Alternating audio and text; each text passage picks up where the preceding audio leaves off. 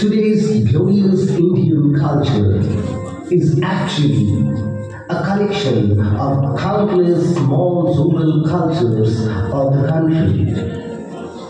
Buru is one such village on the banks of a tributary of the Ganga, flowing through the heart of Bengal, which was deprived of the light of education even in the early 20th century.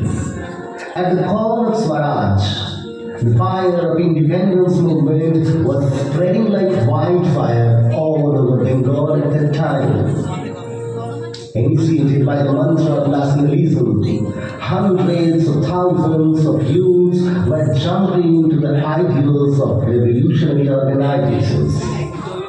Ignoring death, not fearing prison, the fast flame of education for today's Guru was lit by the hands of some of those youths of those days.